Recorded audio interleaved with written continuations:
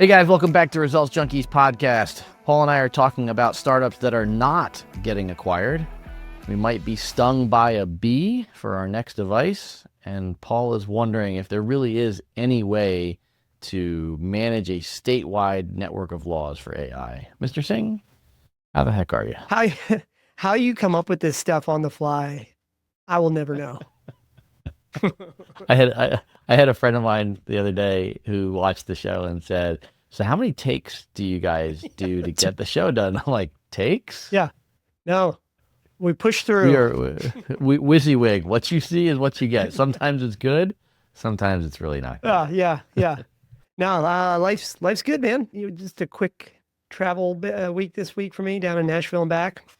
You've probably done Nice. 25,000 miles in the last 3 days, so I can't, I can't even like keep up with you. All I should look at the number. So we're in with time of recording. We're at the end of July. Just guess how many miles flown for me for the first 7 months of the year. I'll just throw a dart at the wall. 45,000 miles. 106,000 What? miles. 106,000 miles, Lord. Yeah, there you go. All right, it's getting I'm 106,402. tired for you. What Oh, yeah, what is I'm with you. mine? Okay, so I'm curious. Where do I go? My flight? No.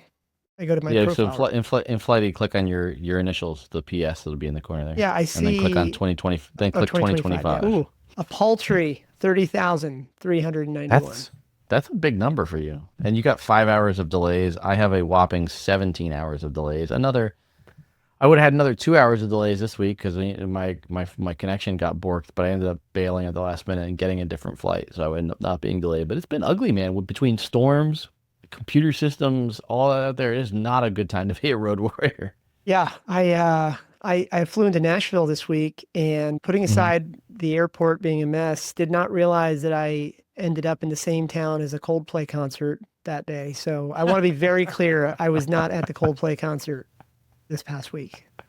Can we? I don't want to skip ahead. So maybe later on we'll just hit the button on your B device to see if it recorded you singing at Coldplay. It's perfect. That's right. Uh, well, let's do a little housekeeping here. Show at resultsjunkies.com is where you can find us. He is at Paul Sang on all those social media channels. I am at Pizza in Motion. And first up, we're talking about startups not getting acquired. And not to say that the startup itself isn't important, because I think the startups are always important to our conversations. But the reason why I sent this story to Paul was because of the notion of where the founders sit. And I'm trying to figure out if this is a novel notion or if this is just them not understanding the landscape. So, cVector, an industrial AI startup, has been telling their primary customers, which in this case are a lot of large government agencies, that they have no plans to be acquired. They've raised money, but they are in it for the long haul and they are not selling. Paul, you and I have been doing this for a long time. In decades past, that was a surefire way not to close a round. Yeah. Yeah.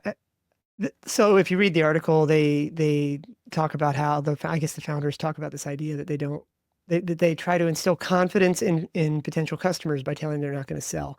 And this statement is probably factually accurate. We know that most companies don't actually survive. Most of them never make it to the exit. So it's probably factually accurate that they'll never get acquired.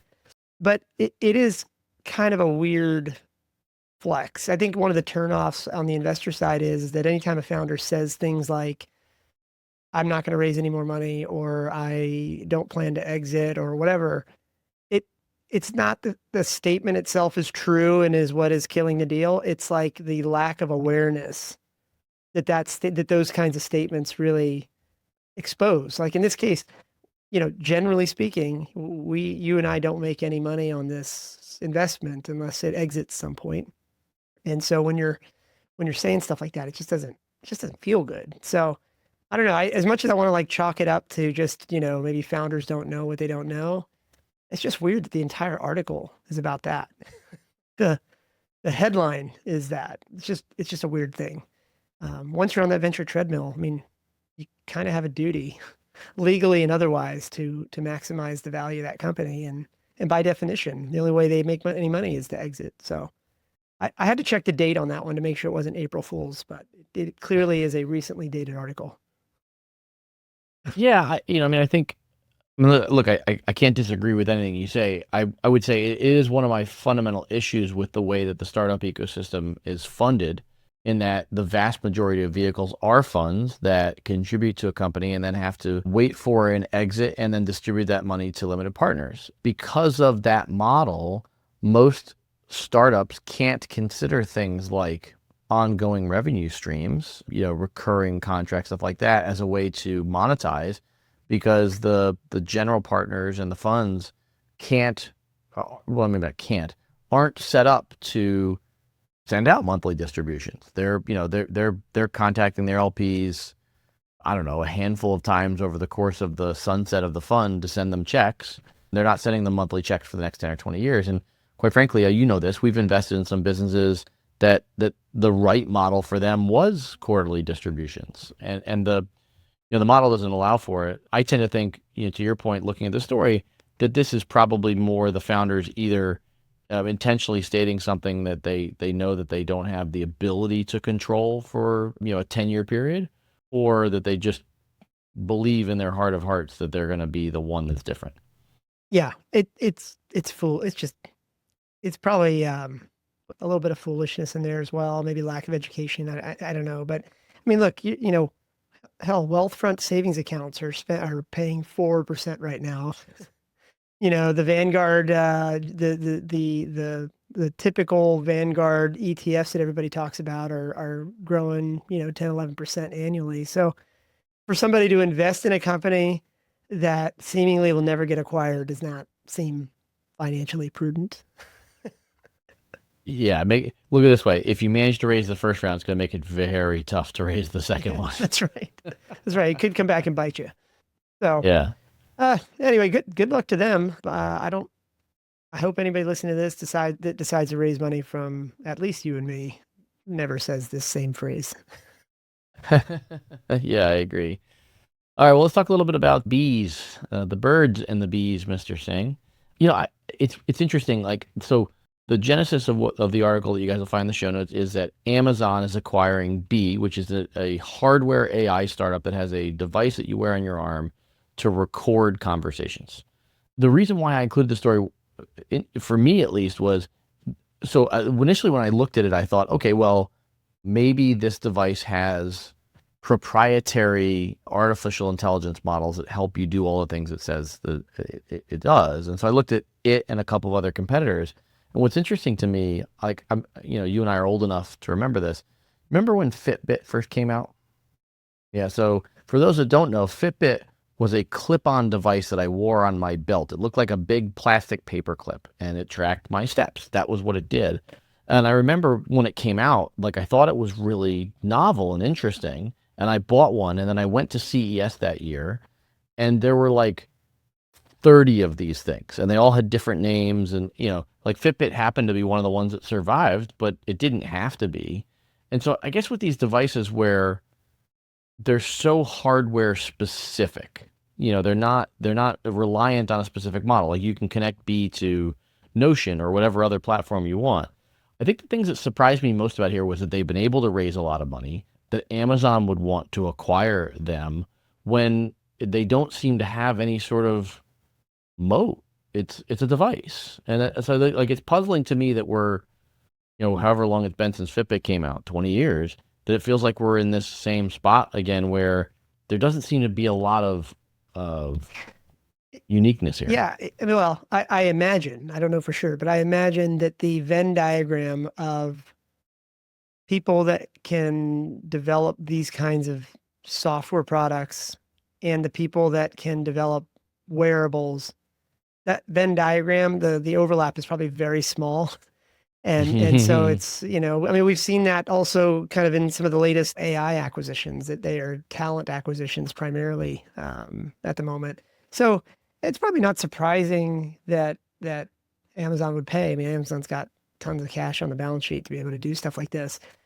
I still come at it from the other side, like as a possible user. I still don't get the value prop here, because these meeting note takers that seem to be kind of jumping into Zoom and other things right now, they're still, I don't know, they're not that useful. Like you end up with like this, you're on a call with somebody for 30 minutes. Next thing you know, now you've got this massive document that it generates, and you can't be quite sure it's 100% right unless you reread the whole Right. thing. Yes. And it doesn't really, in my opinion, provide any more utility than I get out of my little yellow notepad that I keep with me while I'm on phone calls. So I don't get the use case yet. I mean, the bad joke that I said to you when we were talking about this earlier is like, I would just like Alexa to work in my house. But You are much more committed to those than I am. yeah, So well, yes, I I probably understand. just need to get rid of them now. But yeah, I don't know. I mean, I don't know. It still feels like we're in the first inning here to figure out how this is going to work. And maybe when it does work, where it's going to wow us all. But on a slightly tangential note, I'll just make a point that I've been using my Ray-Ban Metas sunglasses daily, and I use the camera, the video and the camera quite often to take pictures of the kids. And I mean, it's a cool thing, but I don't use any of the AI features. I actually have that feature set turned off. Gets me better battery life. I don't need Sure. the Yeah. live translation. It's not what I'm using because if you really think about it, to leave that feature on, my battery life potentially drops very quickly. Like you wear it 2 hours, 3 hours, and it's probably done. Whereas with that feature off, I can take pictures and videos essentially all day. So like the value to annoyance factor, isn't there. And I feel like that's probably where we're at here. Now, that being said, though, I guess the other side of this is somebody's got to make the investments in these kinds of technologies for them to eventually improve enough. Yeah. I'm just not seeing it yet. None of these note takers or anything like that on Zoom or anything else have saved me any time yet. But maybe they will next year. But sorry, one last thing. I wonder how the social component will change though, because right now, if I record with those cameras or take a picture, there's a light to notify everybody around me that I'm doing something. Okay. It'll be interesting to see socially whether or not it becomes acceptable to wear devices like that. That's not clear yet. Definitely not clear yet. Yeah. Right? Like you and I hanging out, I think there's enough social etiquette, social awareness where we both know that if we're about to talk about like a particular deal we're working on and talk about something confidential, we kind of know that like it's explicit. We didn't have to be explicit. It's implicit. This is private, right? But if I show up to that meeting now wearing a device that is recording, what does that do? So my point is like there's like these social aspects that aren't quite figured out either.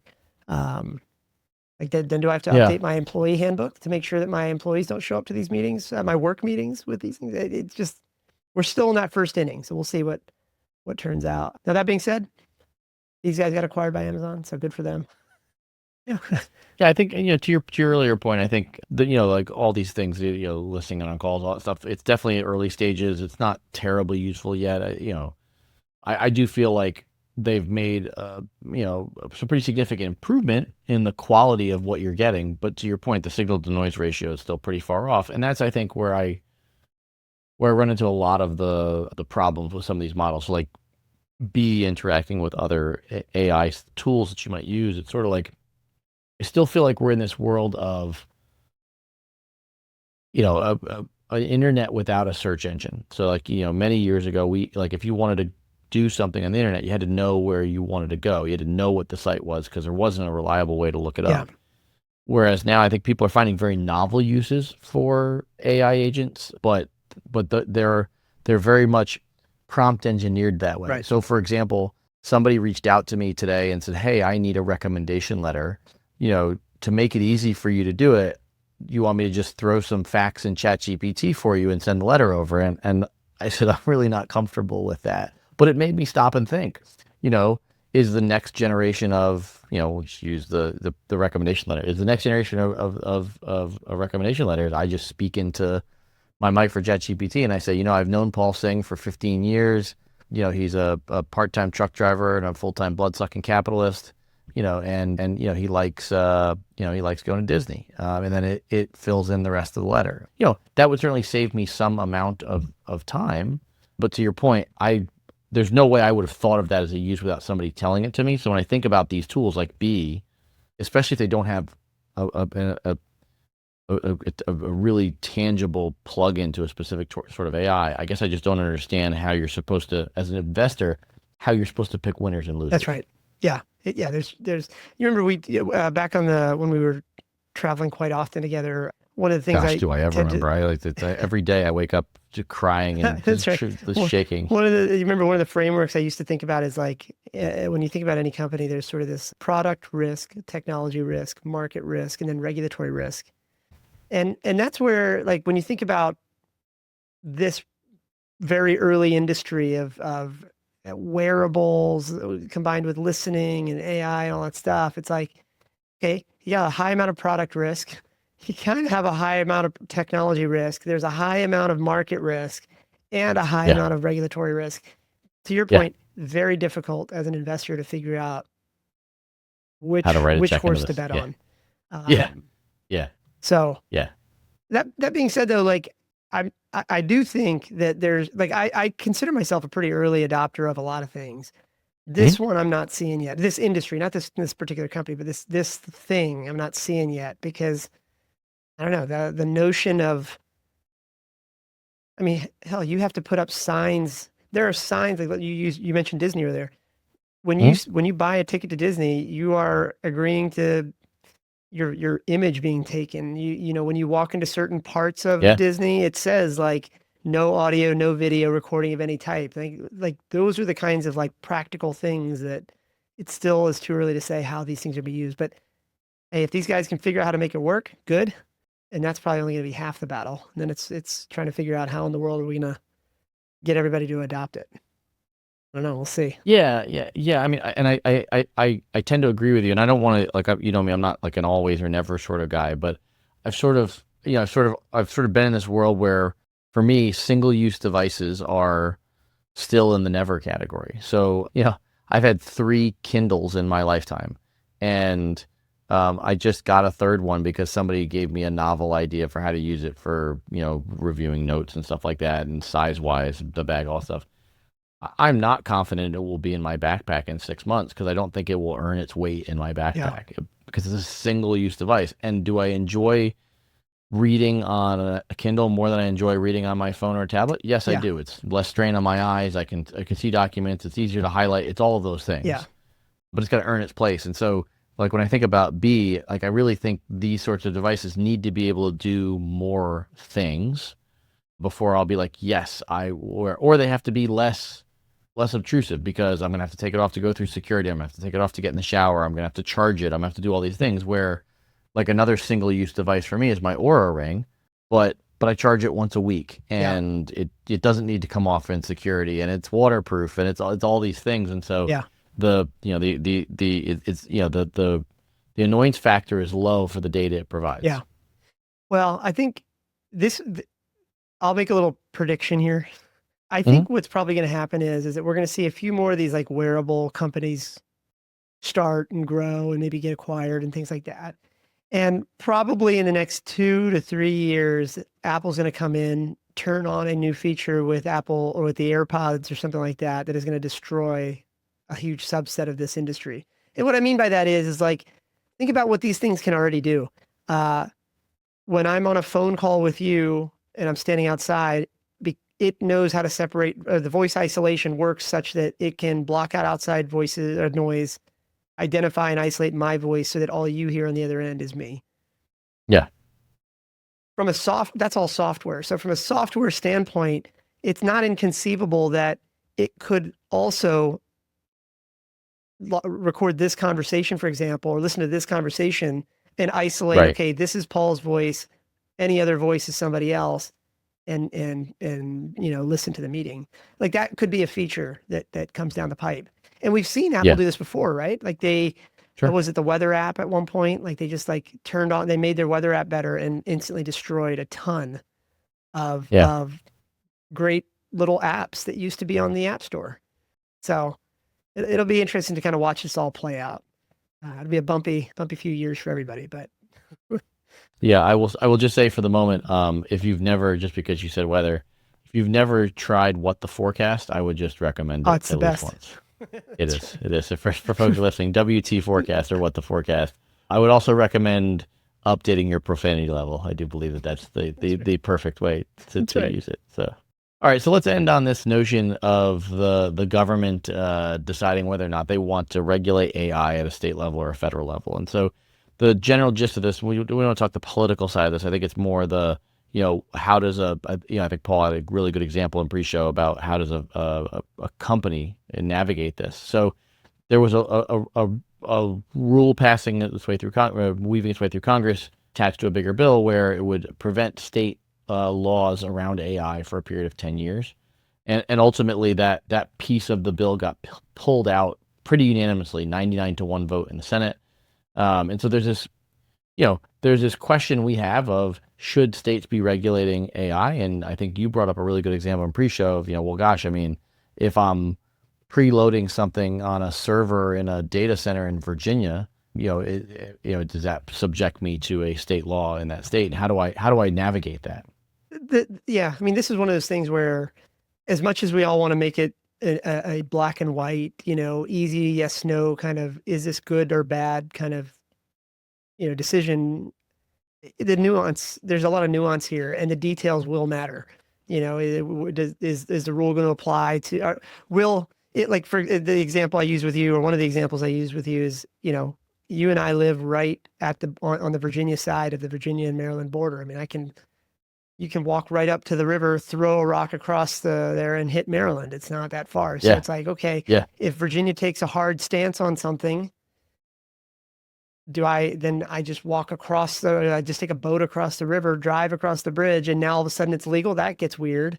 And then on top of that, it's like, well, if you're in the Amazon cloud, for example, does that mean, depending on how it gets written, if Virginia goes a little wild on it, does that mean that I can't deploy to the US East 1 region, which is, I have to always choose region 2 or 3 or 4 or something like that? I don't know. So anyway, it's just, there's not enough information right now to know what's going to happen. I don't know if it's better or worse to have, like, when they struck this part down, it doesn't, I think the risk, I'm trying to avoid putting an opinion on this, but I guess I will. With something really big like this, things like with the things that have to do with the internet, where it's really, really difficult to introduce the concept of 50 different states potentially having their own patchwork of rules, that to me doesn't seem right. Like it's hard to accept that, by the way, when you think about other things. Like, we do have federal legislation around things like, I don't know, don't drive drunk. And then there's like additional rules at the state level, but there's a standard framework that you can generally apply anyway. Like it's hard to, I know we're in the early innings of this too, but here we are, we're trying to run a business. You know, try to also run businesses and invest in businesses that are going to be affected by rules like this. Just feels like a bit of an unnecessary mess to say that, hey, we're going to just go ahead and allow different states to do whatever they want to do. And the next thing you know, we have good intentions that are just going to go lead certain places astray. So we'll see. Yeah, and I definitely think there's a bunch of these pieces that are, to your point, in the good intentions category. I think from a founder standpoint, the challenge that I see for founders is trying to figure out how to navigate this so that you could be nimble. Because there's two ways I think I could interpret laws like this. One is that they're enforced based on where your servers are, and the second would be based on where your content is consumed. And we saw some of this. We talked about this in the show a number of weeks ago about, Texas had a novel dispute over whether Texas residents should have to prove their identity to get access to pornography because it was age restricted by law. And so that was something that was based on identifying your IP address and figuring out what state that you lived in. So that's at least a little bit easier for companies to recognize. But I think, like, let's think about this for a second. You know this because you've been around long enough. You and I have enough, you cut us open, we have enough rings. You remember it. I mean, I remember this more explicitly maybe than you do, just in terms of the things that you've been involved in. But we were involved in some companies back in the I guess I call them the aughts, the 2000s, when the whole gyrations around state sales tax were happening. Yep. And it was like, well, if it was Amazon was the poster child for this.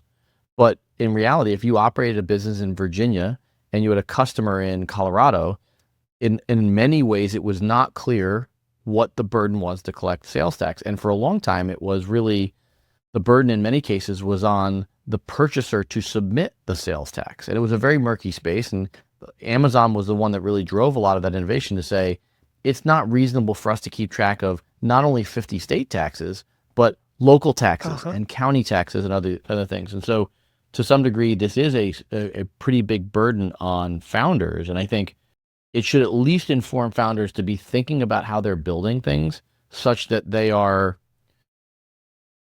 location agnostic. So that if you had to make changes or you had to restrict a state or you had to identify by IP address, that those are easy things for you to do in how you build your companies. Because if they are going to be decided by state law, you probably will have to identify Paul Singh by an IP address in Virginia differently than you might be required to do so in Texas. I mean, you're talking about nexus. Like once you reach a certain nexus point, then it's time to start collecting, and even then it's still, it's a burden. I mean, we're dealing with this right now where we've got 20 states, I think 20 or 25 states that we now have exceeded the nexus. And now it's like, okay, well, I guess we figure out Stripe Tax or Avalara or one of these other companies, but then it's added work. It's not growing the business. It's a cost center. And, like for anybody that hasn't done this kind of thing before, just to give you an example of like how complex all these things can be. It's like here in Virginia, we have a state sales tax. By the way, if you're in the town of Vienna, there's an additional tax there. Yeah. You want to sell somebody something in Maryland? Oh, well, now every county and every township has its own set of taxes that all add up on top. They add up, and it's like, oh man, I started a business to do that, but now I'm doing that. Yeah. So now you start to think about AI and all this stuff, right? It's like, let's use B as an example. I'm just going to pick on them as an example. It's like, actually, let's use my phone first to just make a point. Sure. I'm on a phone call with you. I'm driving on the Beltway. And I think it's pretty understood now that when I cross the bridge into Maryland, the feature set on my phone does not change. Right. So as far as I'm aware, the feature set does not change. Now, let's talk about AI. And let's pick on B for just a minute, just as an example. I don't know them. I don't mean any ill will or anything like that, but let's use them as an example. Okay, so I'm going to make this up. Maryland takes the position that no AI can be used without consent of anybody under the age of 18 or something like that. Okay, that seems reasonable. Okay, now back to the example. I'm wearing the device. I'm driving down the Beltway with you and your kids. We're just chatting. You know that the bee is on me. You know that it's there. It's not like you're okay with that. We happen to cross the bridge into Maryland. Now what? Does this thing stop? Does it interrupt and say, hey, these other people have to acknowledge? These are solvable problems, sure. But in the grand scheme of things, man, they're a pain.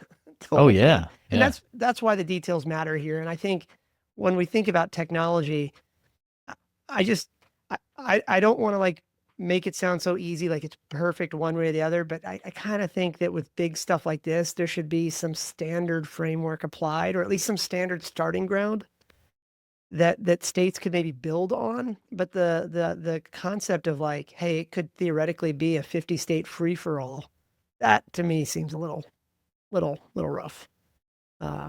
Yeah, it's a complicated landscape right now for companies that are looking to be in this space, and I think smart founders will be as nimble as possible. Oh yeah. And let's add one more rub to that. Next thing you know, somebody at one state says, by the way, no data to be stored outside this state, or God forbid, no data to be stored outside the United States. Yeah, that's really tough. Wow, that just made it even more difficult. Yeah. No, I think that's a real possibility and a tough one. Mm-hmm. Well, I'm just going to stick to doing what I do. Perfect. That stuff sounds hard. All right. Well, what's on your radar next week? Possible day trip down to Charleston, South Carolina for a customer visit, and that is about it. We're gonna do it in Hilton Head Island for the last summer break vacation with the kids here in about 2 weeks, and that's it. We're kind of in that phase, getting ready for school again. How about you? Yeah, we've got a trip, a couple-day trip up to Deep Creek to hang out at the lake. Be our last summer trip, and then it's really, for me, back to Vegas for the next couple weeks to get ready for the opening of our big strip location. So I will tell you, you did say in the last episode that I would get a invitation mailed to me. I want to point out I've checked the mail every day, received nothing. Oh, So- it must be a mistake. Must be. I would just check your postmark date. Yeah, we're still stuck in that awkward phase of, when will these construction delays stop and when should we open? So still out there. It's definitely something we're still working on, and I promise that somebody will get you something in the mail. I love it. Hey, I don't know why you guys are building it up so big. I feel like all you really need is a Blackstone. You throw some peanuts on the floor, and the typical Five Guys experience is that whatever you order, you're only going to get about 80% of it anyway, because they're going to forget the jalapenos or something. So, Hey now, come on. or maybe your locations are way better, but the ones that I tend to go to cannot seem to get my order right. All right. Well, I think your raw feelings about my business are a really good place to pin it this week. That's right. I was just trying to complain to a friend. But anyway. All right. Well, I hope you have a great rest of your week, Mr. Singh, and I'm sure we'll be talking again soon. All right, man. Safe travels.